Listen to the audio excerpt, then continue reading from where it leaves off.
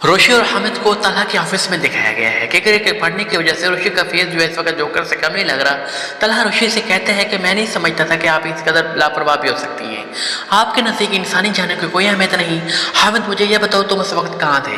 जिस पर हामिद कुछ बोलने लगता है मगर रोशी उसको मना कर देती है, कहती है कि सर इसका कुछ नहीं है, सारा कसूर मेरा है, मैंने ही इसको मना किया था। इस पर तलहा कहता है कि आइंदा हमदर्दी का कोई भी जज्बा आपके दिल में आए तो उसके घर पर छोड़ कर आना, और आप आइंदा मैं आपको कभी भी दोबारा ऑफिस टेरिया के पास कभी ना देखूँ। तो इसके बाद दोनों जो ऑफिस से चले जाते हैं। रोहिल की मदर कहती है अपने मुलाजमा से, कितना बड़ा खानदान है, देखो कोई कमी पेशी न रह जाए। मैं रोहिल का रिश्ता भी वही करना चाह रही हूँ। मुलाजमा को हदायत देकर वहाँ से चली जाती है। इसके बाद रोशी को दिखाया जाता है, रिसेप्शनिस्ट के पास आती है। रोशी कहती है कि देखो पिक्चर जो फटी थी, कोई बम तो नहीं फट गया था जो तेरी बातें सुनाई हैं। रिसेप्शनिस्ट कहती है चलो छोड़ कोई बात नहीं। इसके बाद वो कहती है कि मैं नमाज पढ़ने जा रही हूँ, रोशी अगर तुम फ्री हो तो मेरी सीट पर आ सकती हो। जिस पर रोशी फौरन हामी भर लेती है। रिसेप्शनिस्ट नमाज पढ़ने चली जाती है, रोशी उसकी सीट पर बैठ जाती है। इसी लम्हे आबिद साहब भी ऑफिस आ जाती हैं। वो ऑफिस जा रहे होते हैं, राशि उनको रास्ते में रोक लेती है। रोशी जो कि आबिद साहब से कभी नहीं मिली होती, नहीं उनको जानती है, वो आबिद साहब से कहती है कि देखिए आपको किससे मिलना है। ये सुनकर आबिद साहब रुक जाते हैं, कहते हैं कि तुम ऑफिस में नहीं आई हूँ। जिस पर रोशी कहती है यस सर मैं नहीं आई हूँ। जिस पर आबिद साहब कुछ नहीं कहते। जिस पर रोशी कहती है अगर आपको तला से मिलना है तो मैं आपको वार्न कर रही हूँ, उससे ना मिलें, वो एक नंबर का शरीर इंसान है। जिस पर ये आबिद साहब ये सुनकर महफूज होते हैं। जिस पर आबिद साहब कहते हैं क्या मतलब है तुम्हारा? जिस पर रोशी कहती है देखिए वो नोयान मंगोल जो कैरेक्टर आप जानते हैं उसको। जिस पर वो आबिद साहब कहते हैं कौन नयान? जिस पर रोशी कहते हैं वो मंगोल कैरेक्टर जो 24 घंटे तलवारें लेकर दुश्मनों की गर्दन उतारता था।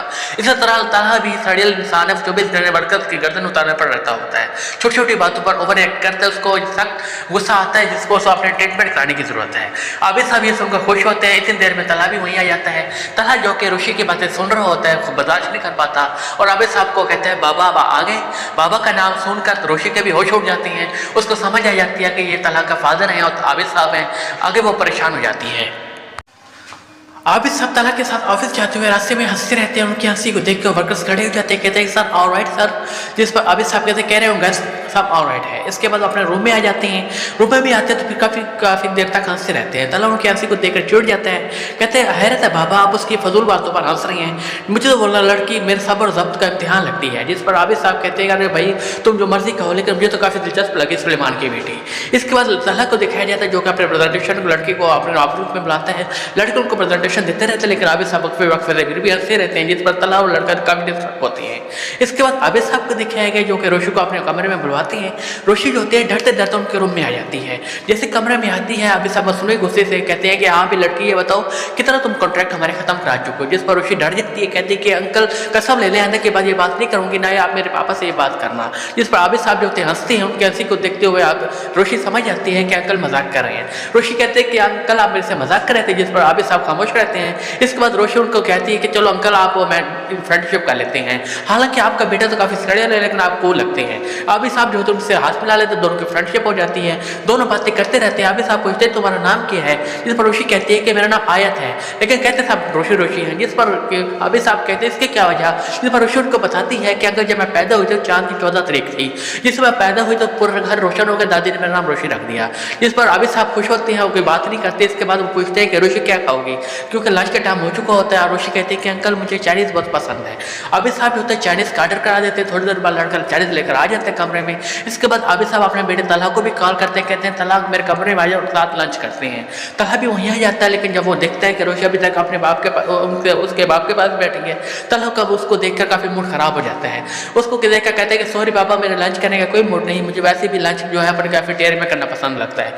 थोड़े से राइस जो होते हैं वो टेबल पर गिर जाते हैं, जिसको तलहा साफ करता है। इसके बाद तलहा वहाँ से जाने लगता है, लेकिन जाते हुए रोशी को गुस्सैली नज़रों से देखता रहता है। रोशी तलहा की नज़रों को समझ जाती है, उसकी नज़रों को देखकर डर जाती है। इसके बाद रोशी के घर वालों को दिखाया जाता है।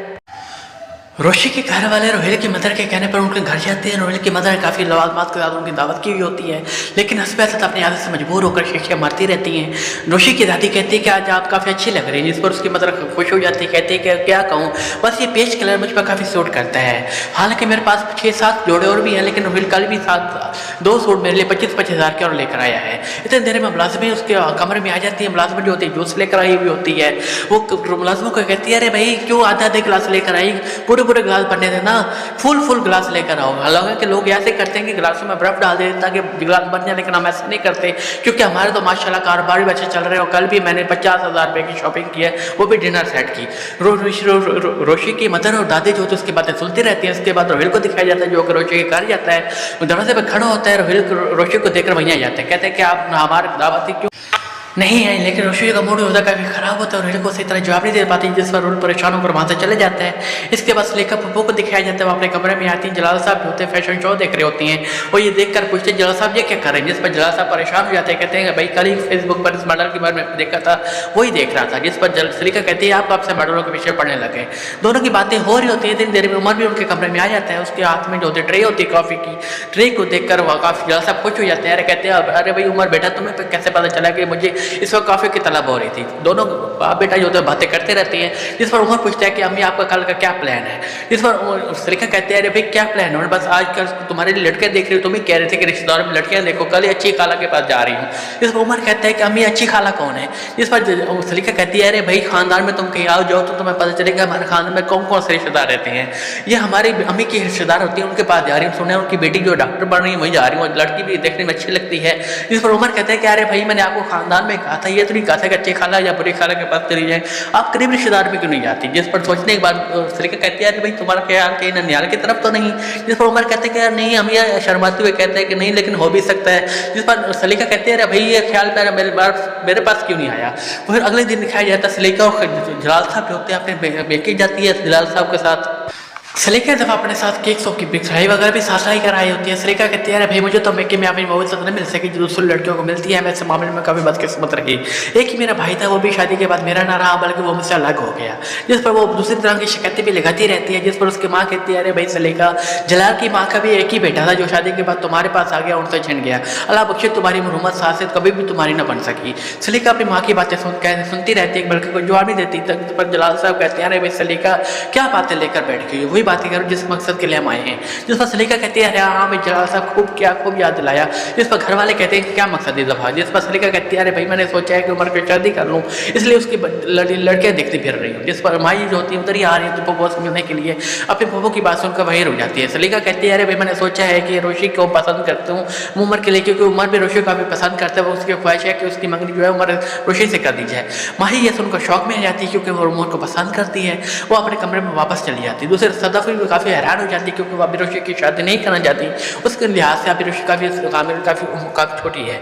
सुलेखा अपने माँ बाप के साथ बैठी होती, कहती है कि अरे भाई दफा तो मैं अपने हाँ करा कर जाऊँगी, ऐसे नहीं जाऊँगी। जिस पर उसके माँ बाप कहते हैं अरे भाई सुलेखा क्यों तेज हो रही हो, हमारे घर का ही बच्चा है, हमारा वैसे भी घर का मामला है, हमारे सामने उम्र जवान हुआ है, हम सबको बहुत पसंद है, इंशाल्लाह सोच समझ कर तुम्हें इसका जवाब देंगे। इसके बाद रोशी जो दिखाया जाता है जो आपसे वापस घर आ जाती है, कहती है कि भाई कौन आया था घर पर। जिस पर माही जो अभी तक सुनता कहती है कि सुलेखा पप्पू आई थी। जिस पर रोशी खुश हो जाती है, कहती है कि माही कहती है रोशी तुम्हारे लिए खुशखबरी भी है कि रोशी पप्पू तुम्हारे लिए एक रिश्ता लेकर आई था अपने बेटे उमर का। जिस पर रोशी जो होती है खुश हो जाती है, कहती है अरे भाई वाह मेरे तो सुलेखा पप्पू से वैसे बहुत ज़्यादा बनती है, अब तो मेरा फ्यूचर भी ब्राइट हो गया। सुलेखा के चले जाने के बाद रोशी के घर वाले तमाम बड़े कमरे में बैठे होते हैं, तमाम मामला डिस्कस कर रहे होते हैं, जिनमें हाईलाइट इशू होता है उम्र के रिश्ते का होता है। सदफ इस मौके पर काफ़ी कोई नाखुश दिखाई देती, कहती है कि सुलेखा ने सोच लिया है कि वो रोशी को किसी हाल में नहीं पढ़ने देगी, पहले उसके लिए वजीफे वगैरह के चक्कर में पड़े रहेगा, अब रिश्ता लेकर आ गए। हालांकि उसकी उम्र क्यों नहीं है शादी करने की, अभी तो वो बच्ची है। जिस पर उसके सास ससुर कहते हैं अरे भाई सदफ क्यों गुस्सा कर रही हो, तुमने अपनी बेटी का रिश्ता कहीं नहीं देखी, नहीं तो करना है कि लेवन वैसे लिहाज से देखा जाए तो उम्र कई लिहाज से अच्छा लड़का है, हमारे सामने ही जवान हुआ है, हम उसको पसंद करती हैं। सुलेमान साहब भी कहते हैं अरे भाई सदफ इसमें खामी किया है, कोई और लड़का होता तो मैं फ़ौरन रोशी के लिए इनकार कर दे, लेकिन उमर जो है मैं उसको पसंद करता हूँ, मैं उसको इनकार नहीं कर सकता। सदफ जो देखा खामोश हो जाती है। इसके बाद उसके फूफो माँ जो होती है सुलेखा को कॉल करती है, मुबारकबाद देती है, कहती है कि भाई तुम जो रिश्ता लेकर आई थी हमारी तरफ से हाँ है। उमर आते हुए रास्ते में अपनी माँ की बातें सुन लेते हैं, छुप छुप कर सुन रहा होता है। सुलेखा को अपने बेटे को मुबारकबाद देती है, कहते हैं भाई उमर मुबारक को लोगों ने हाँ कर दी। इसके बाद रोशी भी अपनी दादी की बातें सुन रही होती है, वो अपने कमरे में आती है, जमन लगाती है, माई के पास आती है और कहती है कहती है कि मुबारक और माही हमारे घर वालों ने हाँ कर दी, जिस पर माही मज़ीद परेशान हो जाती है।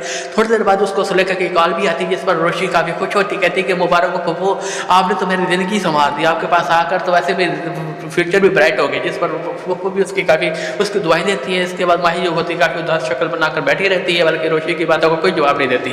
रोशी उसको इसके बाद दिखाई जाती है जा रही होती है ऑफिस, रास्ते में उसको रोहिल मिलता है। रोहिल उससे मिलने के बाद हेलो हाई करने की कोशिश करता है, लेकिन रोही काफ़ी रूड रवैये से उसको इस्तकबाल करती है और कहती है कि अरे भाई मेरी मंगनी हो रही है। मंगनी का नाम सुनकर रोहिल का जो चेहरा होता है उतर जाता है, वो उदास लहजे से उसको देखता रह जाता है। इसके बाद उमर को दिखाई जाता है जो कि माही को कॉल करता है। माही उसका नंबर देखकर पहले काट देते है, लेकिन दोबारा फ़ोन उठा लेती है।